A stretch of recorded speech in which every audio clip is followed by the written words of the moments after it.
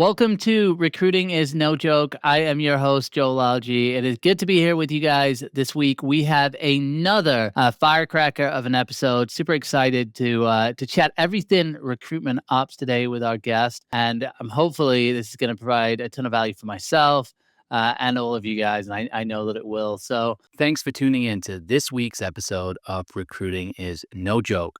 This week's episode was brought to you by Talent Llama. Talent Llama is the AI interview platform for high-volume knowledge worker hiring. It helps teams screen faster, fairer, and without the chaos. Instead of sorting through resumes or juggling calendars, Talent Llama gives every candidate a fair, low-pressure, skills-based voice interview. No more awkward scheduling, no one-way videos, just natural conversations that highlight real skills. And because evaluations are instant and structured, slow response time and ghosting are a thing of the past. You move faster and the candidates feel seen, not forgotten. So check out Talent Llama today. Talent Llama is refreshingly candidate-friendly, a solution for the future. Thanks so much, Talent Llama, for supporting this week's episode. Now back to the episode.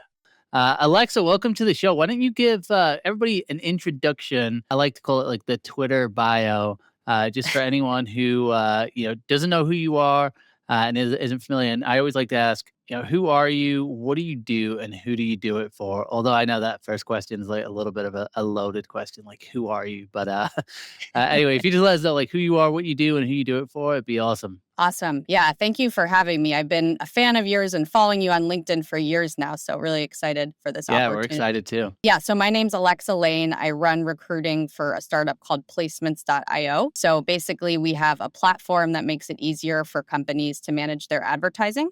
So we work with publishers and we also work with agencies and brands. We're about 60 employees globally. So we're headquartered in Seattle, Washington, and then we have offices in New York, Denver, London, Taiwan, and Singapore. Amazing. And how long have you been at Placements.io for? About 2.5 years now. Very cool. I love that. Well, why don't you walk us through like how did you get started in recruitment? And then as we kind of look at recruitment ops as well, I'd love to know like at what point you really got into kind of that area of recruitment as well. But why don't you start with like how did you get started in recruitment?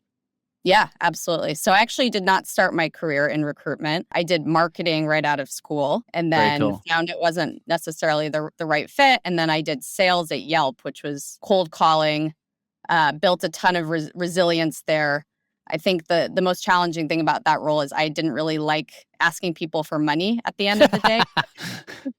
I liked a lot of other aspects of the role. I liked networking and relationship Yeah. building and prospecting. So I think a mentor, I can't even remember, a former colleague said to me, I think you'd be really good at recruiting. You should look into it. I think you have a really solid skill set. And then I moved to New York and I got a job doing agency recruiting as my first recruiting gig and never looked back.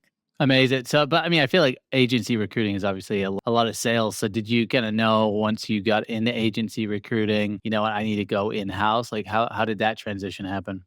Totally. Yeah, I did agency for a while and then I just really wanted to focus on selling one company and selling the culture and the product and everything. So then I moved in-house and my first role was at a company called Optimizely. I don't know if you're familiar with them. No, what do they do? They're like an A/B testing platform. So they were big years ago. They got acquired. And then I worked at Pendo. And then I got this role now at Placements.io. And I'm the head of recruiting, but I'm also the only recruiter. So that's how I got very into the weeds with recruiting ops. So how obviously you started in recruitment back in like 2011. So I mean you've been Mhm. in recruitment for a while. What are some of the things that you've seen that have like really changed? And then what are some things that kind of just have stayed the same with recruitment as well since you've been in recruiting? Ooh, that's a great question because I feel like there's so many things that have changed. I think recruiting has obviously gotten a lot more strategic now. And I think it's really more focused on quality of hire, assessing if somebody's the right culture fit. I think when I was at other companies and we were scaling really quickly, it was super fast paced and we were just assessing things like time to hire, like how quickly we could fill a role. Now it's a lot more strategic. You're spending a lot more time with the hiring managers, aligning with them, working closely with them. So having more of that advisor role than more of like an order taker. So I think that's one of the biggest changes I've seen, and then also everything evolving with AI. Yeah, no, for sure. What about like obviously so much of the tech has changed. Are there any kind of fundamental things you think that haven't changed or that maybe stayed the same the way you think, okay, regardless of when you started recruiting, if you started now or 15, 20 years ago, do you think there's things that just have not changed during that time period as well? So I think you have to do a lot more with less now. Like there used to Mm, be much bigger recruiting teams. Now it's, not as many coordinators, not as many operational people. You're doing a lot less with a smaller team. So you have to be scrappy and be efficient and try to get as much done as possible with the resources that you have. yeah, I know. I think that's I'm hearing that a lot, from internal teams in particular, and I know some of the internal recruiters that I'm talking to who are at really large companies, right? They are tasked with going through thousands and thousands of applicants, and it's really frustrating, I think, for candidates because they apply for a job, they don't hear back, but I don't think they really kind of see the pressure that a lot of internal teams have, and obviously you're a team of one, so Yeah. I'm sure there's times where you've got growth to deal with, but then maybe you have, somebody that leaves and you got to replace. And I think people underestimate how quickly those recs can add up. Those open jobs can add up and create a ton of work. Now we'll talk about rec ops today. So why don't you kind of give us a brief overview of what rec ops is, because I feel like there's more of an awareness of what rec ops is and like operations within recruitment, but there's still potentially a lot of people out there that don't really understand, even what that means or what that looks like. So I'd love to kind of get like a higher level, kind of bird's eye view of what rec ops is. Yeah, absolutely. So I feel like Rec Ops has only really been around for the last, I don't know, 5 years or so. And I think it's similar to sales operations in a lot of ways, but for recruiting, it's what do you need from an operational standpoint to support the team in terms of processes and things like that. So with recruiting, that has to do with structured interviews, scheduling, hiring manager alignment. Those are some of and like what kind of tools you need to make sure the process is ideal. I love that. What about in terms of, I guess, in terms of process and scalable process, like how do you start to build that in an organization? And, maybe for some of the people who are listening out there, maybe they have some sort of system that they're working in, but it's not all together. Kind of work through. I mean, kind of how do you get started in putting together a process? And if you're building from scratch, like what advice would you give for people? Yeah, absolutely. I can use my own experience for that because when I came into placements, we had nothing. So I built everything out from scratch. We had no ATS system. We were using spreadsheets for for hiring to keep track Perfect. of all the candidates. LinkedIn Sales Navigator. Yes, exactly. So we had LinkedIn Recruiter, but I helped get our ATS implemented. So I had used Greenhouse at my previous company, but I also did demos of Smart Recruiters, Ashby, a few others. I felt like Greenhouse was the best fit for our needs, which is why I decided to move forward with them. And then did interview training. So really got everybody in the company set up to figure out how to interview, how do you reduce bias, how to complete scorecards, how to come up with interview questions. These were all things that we hadn't done before. So that was something that I really focused on. We didn't have values set up yet. So worked with the CEO in terms of getting aligned with that and incorporating those into the interviews. We started to do more with performance reviews and then started to look at like what makes a top performer at the company, looking for skills and attributes. And then we could take those and incorporate them into our scorecards when we're interviewing candidates. So I think that was all super helpful. Yeah. And then started to do more with like candidate surveys, sending out candidate surveys. What could we fix in the interview process? What was working really well? What wasn't? Where were some bottlenecks? So these are all different things that I had implemented from scratch. Well, I'm super curious about that candidate feedback. Like, how did is that for every candidate that applies, or is it like if they get to a certain point in the interview, like how do you work that out? Yeah, great question. So that was anybody that would do like pass the hiring manager interview. So whether that was interview panel or case study or final interview with the CEO, they would take a candidate survey. And then we were able to look at the data within different departments, like maybe there was a certain department where they didn't find the interviews as challenging, or they weren't getting feedback as quickly enough as they wanted. So we were able to take that data and improve it. Yeah, I love that. It's funny. I feel like if I've had a couple people on the show that have talked about this, like almost like training up interviewers, but it still doesn't seem to be something that a lot of companies do. Like, what are some of the ways? And what are some like the core components when you're training up a hiring manager? How do you kind of focus that? And like, what are some of the areas that you see where you're like, yeah, you know what, time after time, we've got to work through these things people like? Do you see common trends, or is it kind of like each interviewer has their own different areas? And then I guess what's their feedback as well, like when they're going through interview training? Do you have a lot of people who are like, yeah, this is the first time I've ever had to do this or really ever focused on this? Yeah, I've had a lot of hiring managers that are newer managers, have never done it before, new to the game. They're not really sure what to look for with candidates. So I designed kind of two different trainings. One was for individual contributors in the company who are interviewing people in the process and what that looks like. And then also for hiring managers. Like what do the steps look like when you want to open up a role? How do you define an interview process? Talking about the pre-brief, what to look for in candidates, post-brief, and what you're looking for within the interview process. So set up time with each individual hiring manager to go over that and try to figure out, what are their challenges with hiring and what can we fix moving forward. Yeah, I love it. I love it. What about in terms of, obviously you kind of touched upon it at the beginning with AI coming into the process. What are you excited about, and how are you using AI, and how are you thinking about it in terms of your hiring process? And I guess what are some of the things that you're excited about, and then at the same time, what are some things that you're kind of concerned about, or maybe you're seeing other companies do where you're like, yeah, I don't know whether that's the best idea. Yeah. I mean, I And use then AI. name the company too. You got to name the company.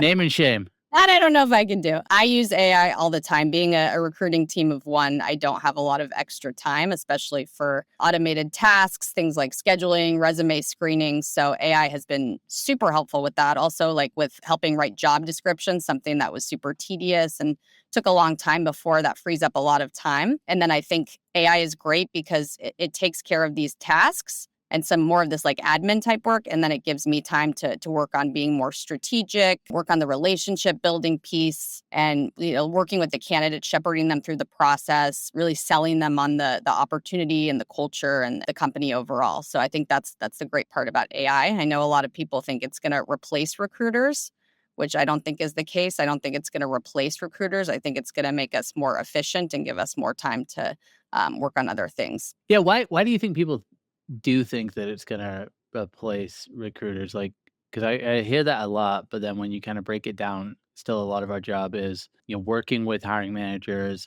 working with candidates, providing really, really good service. I just wonder, like, why do you think people think that so much? And like, do you think there are actual like, maybe certain types of recruiting that could be potentially replaced? Just curious to get your thoughts on that. Yeah, I think AI maybe is doing more with like replacing like sourcers and coordinators, some of that type of work. But I know there's like more softwares with help which do like resume screening. I haven't used them personally, but I think at the end of the day, people really want to talk to a real person Yeah. rather than an AI generated person or an AI agent. So I think it's just a very different experience. And I think for me, when I'm interviewing candidates, I can really sell them on the culture and the company because I work here. I'm in the weeds. And I can also look for red flags. That's something I don't know if an AI agent is able to do at this point, Yeah. maybe in the future, but I think that's something that's hard for them to detect. What are some of those red flags that you are kind of seeing, or like what are some of those red flags that you really try and pay attention to? Maybe if somebody's jumpy and they don't have a really good reason for it, or maybe if they've talked badly about like a former company that they've worked at, that's a red flag. I don't know if AI would necessarily screen for that during an interview process. Obviously, AI is starting to do more with looking out for fake candidates, which is another big thing going on right now. Yeah, But are you experiencing a lot of that right now? a little bit, not a ton. I've had it happen a couple times now. I think because we're hybrid, I don't see it as much. I know companies that are fully remote see it pretty often, Yeah. especially with engineers like from other countries that are applying to roles in the US. But I know there's a number of different softwares that are able to detect that. I know Greenhouse is starting to be able to do more with that as well.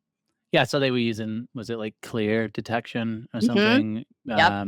to kinda verify people's identity? I've also saw an article recently that said more and more companies are getting people back into the office for interviews. So even if it's a remote role, like trying to get people to go to an office to kinda make sure that they're a real person. I What think about in that's terms of smart. Yeah.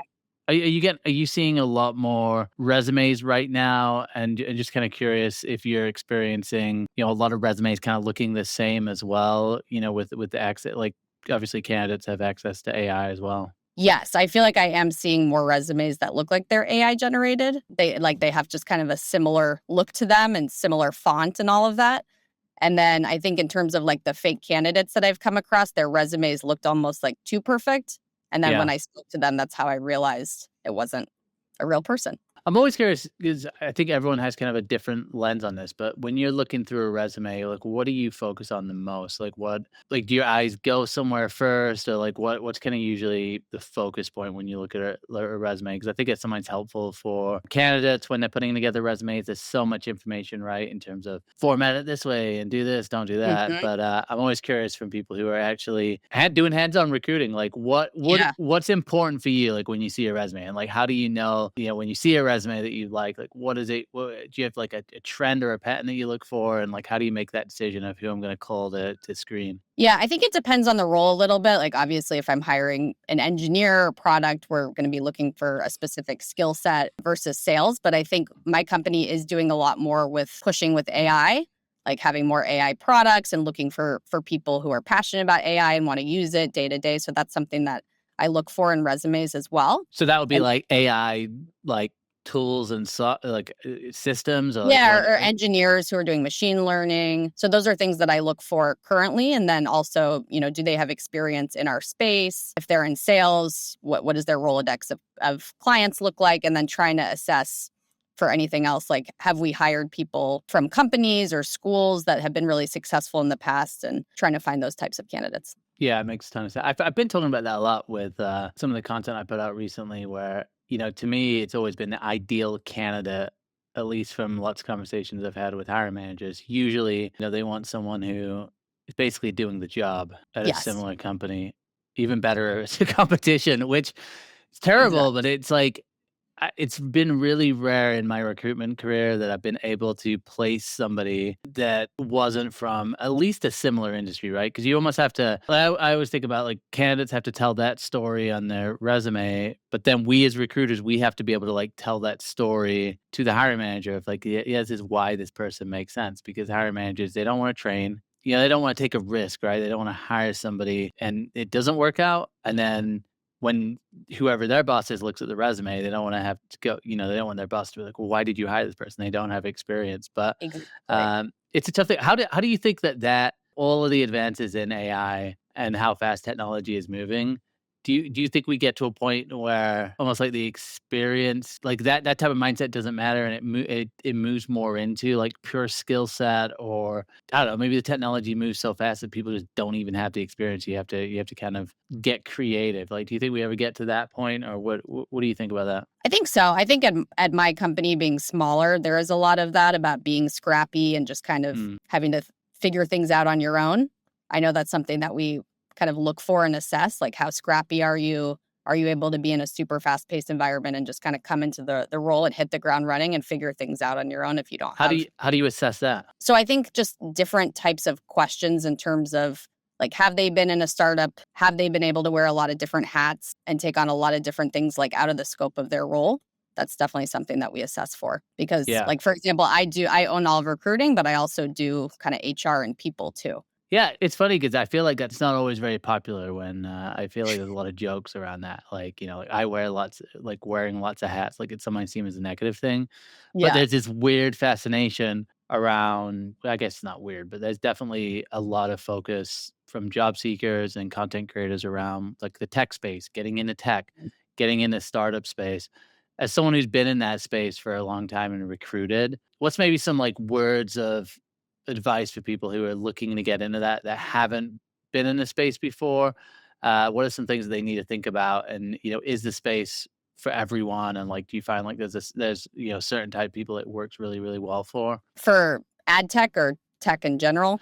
Yeah, like, just I think, like, startup environment, and I guess, like, going in then obviously those startups evolve into, like, scale-ups, but, like, what advice do you have for people of, like, getting in and, like, whether or not it would even be a right fit or whether or not you would even consider that? Like, what are the types of questions you would have someone ask themselves before trying to get into it to a startup? I think, like, what if I'm looking at somebody who's coming straight from college that doesn't have any experience, I think something that I would look at, one thing is if they played sports in Mm, college. I feel like people who played sports in college are usually very competitive and do well in a startup environment. I think another thing is like what types of internships or extracurricular activities have they done? yeah. Would they be able to thrive in this kind of an environment? In terms of getting your foot in the door and getting the right opportunity, I think networking is key. I think for me, I got my job right out of school in tech. I had no experience. It just kind of networked with the right people and found it, and then ended up loving being in a startup and tech life and just kind of went from there. Yeah, I So love that.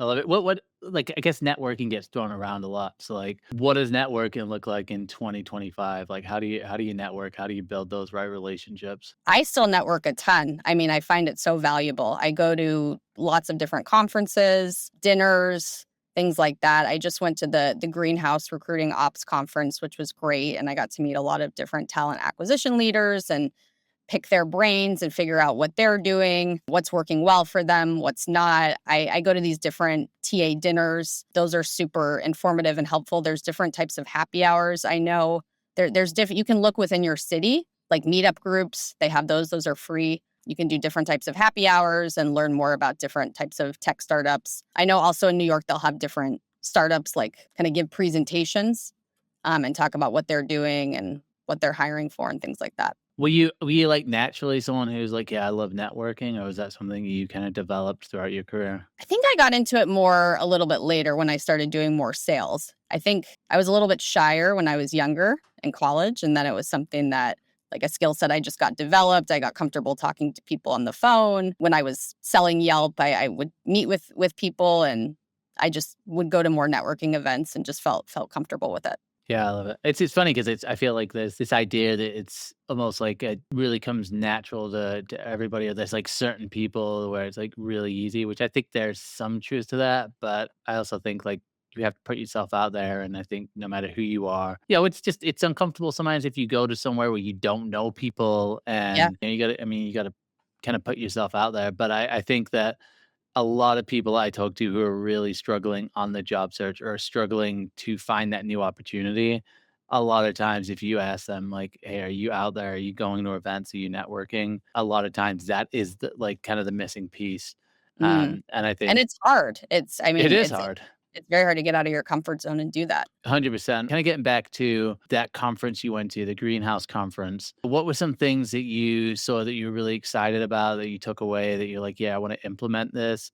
And, what are you seeing people doing that, you just think, like, everybody should be at least trying this within their teams? So a lot was around AI, obviously, that was, like, the hot topic there, and just some of the newer tools that Greenhouse is doing with AI in terms of, like, resume screening and scheduling and all of that. Bright Hire was there, which I don't know if you know that tool, if you've used it or you Yeah, know that. yeah. The, I uh, think the interview transcription and yes. interview intelligence. Yeah, so they were there, I know them. I went to their conference a few months ago in San Francisco, the Shine conference. I think that tool is incredible for talent leaders, and I've been trying to pitch it to my CEO for a while because it does interview transcriptions, but it also will build out interview panels, Yeah, and it will also help you build an onboarding plan, which is something that, like, my company could benefit from because we build out every onboarding plan from scratch for every new hire. So that would save us a ton of time. So yeah, yeah. Bright Hire, MetaView, I think those are incredible tools for recruiters. They were also talking about employer branding and internal mobility. So I sat in on those sessions. I do a ton of employer branding. That's where my marketing hat comes in handy from my experience doing that. What are you seeing work within that space, with employer branding? So I work really closely with my product marketing person, and we've done a lot in terms of like winning different types of awards, getting our name out there, getting recognition, something that we didn't have as much of before. And so I think that's been super helpful. Like we got the Inc. 5000 award for fastest growing startups the last 2 years in a row. We got built in best places to work for Seattle, New York, and Denver. So when you're doing that, then you get more recognition, you get more candidates interested in wanting to come and work for the company when they're excited about the culture. Are you seeing any kind of change with what candidates are looking for? I mean, obviously you've been in recruiting as well, for a while. Like, have you seen a shift in what matters to candidates? Are you seeing a shift in what candidates are looking for now compared to, I don't know, let's say 10 years ago? It's a little bit different because I think not all companies are hybrid. After the pandemic, it's changed. So I think that can be a little bit challenging sometimes with hiring is sometimes we'll have a great candidate and they only want to be remote and because they don't want to deal with the commute. So then it's not going to work. So Are you that's still running into that a lot then? Mhm. Really? Yeah, especially with sales. Like Yeah. a lot of enterprise sales reps don't want to come into the office, so that's a bottleneck. So I think that's a big obstacle is just finding people that want to come into the office 3 days a week. Yeah, it's interesting because I feel like it's kind of, I feel like a lot of the larger companies have gotten people back to the office 5 days a week. Yeah, like Amazon. Yeah, like Amazon, I think maybe Meta as well. But there's a lot of companies now that are really 5 days a week in the office. This is the way that we're going. And then I feel like most companies are hybrid. So it's interesting that people are really stuck on, kind of on that. How do you sell like the office life? Like what makes your office life like where you're like, hey, it's great to be in the office. Like how do you sell that to people? Yeah, so we have a fantastic culture. People love coming in. Like we do team lunches every day. We have our lunch paid for. We all kind of sit down family style and have lunch together. So that's something that people get excited about. I think some people don't want to just sit in their apartment or house and work. They like the idea of having the camaraderie with their colleagues, their coworkers. And then we do different types of like happy hours and team building events. So that's something that people get excited about as well.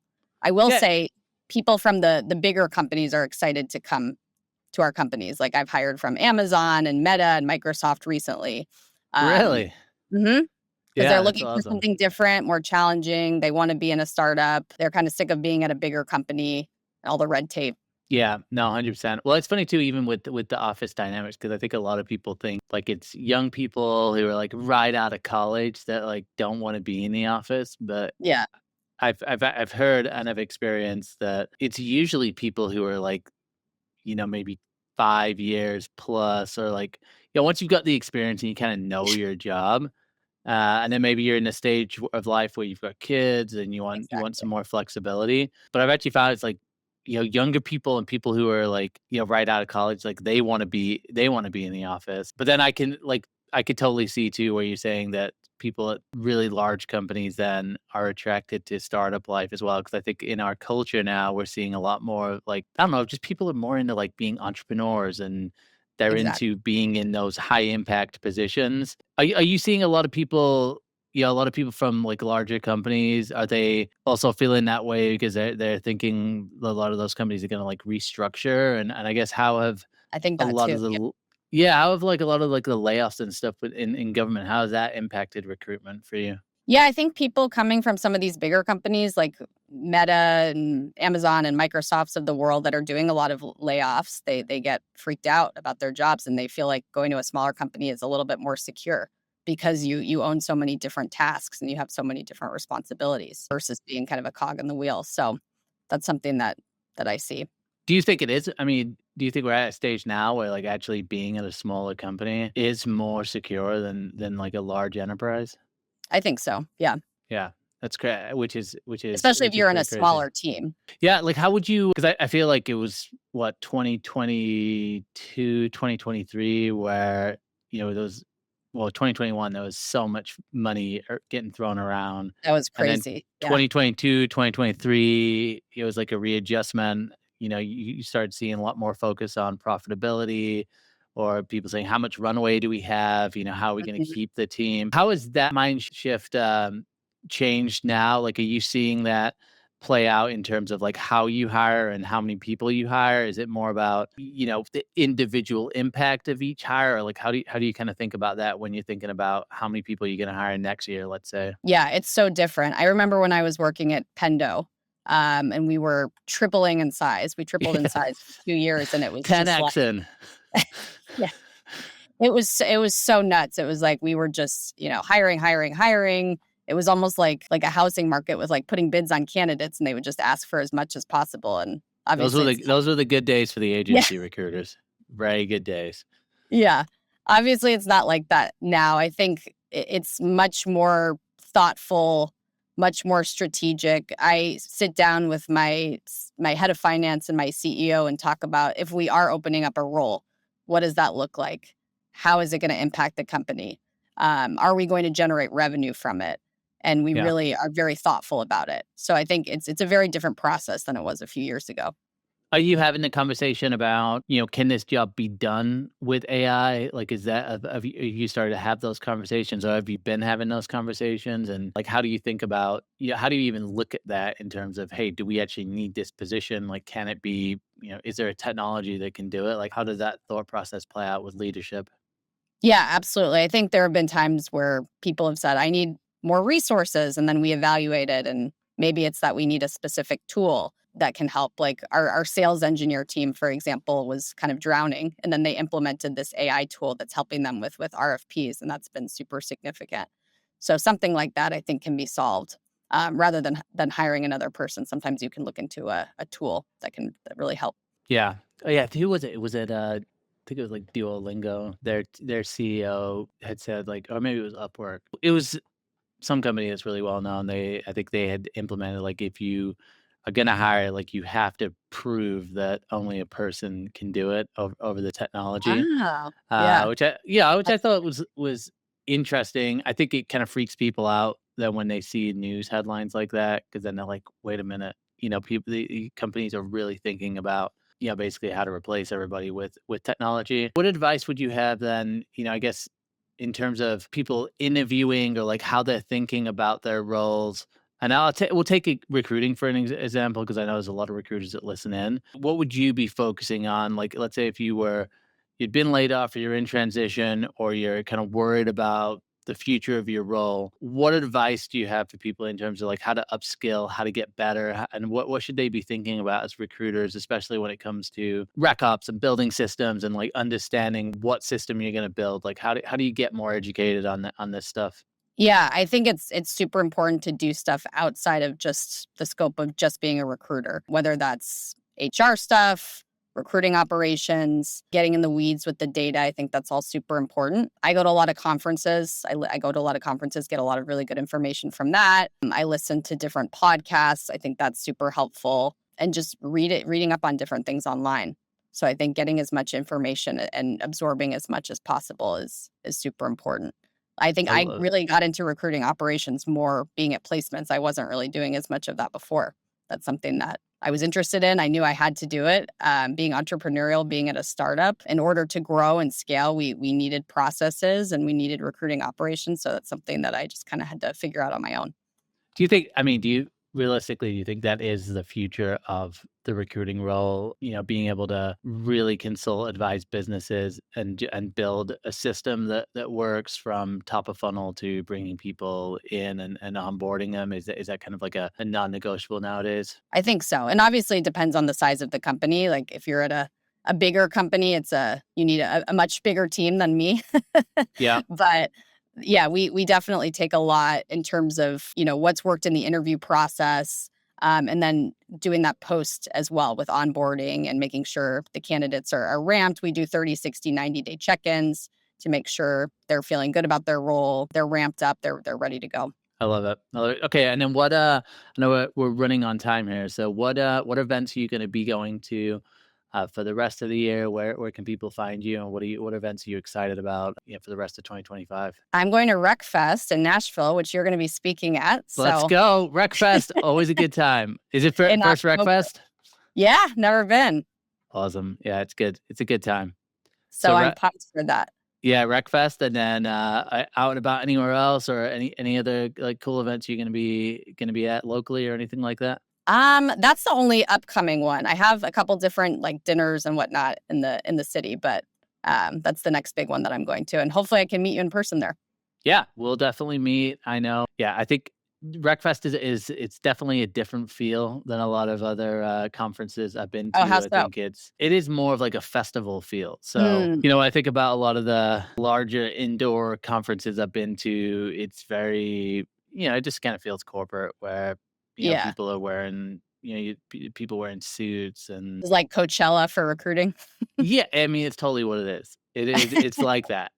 But it's also cool because I can't really think. I mean, I know there's TA Week in San Diego, which is really focused on talent acquisition. I know into ERE's event, which was really Oh, focused there's on Transform. recruitment. Yeah, Transform definitely they're getting more TA focused. But for a long time it was HR, so it's a lot HR, of yeah. like HR.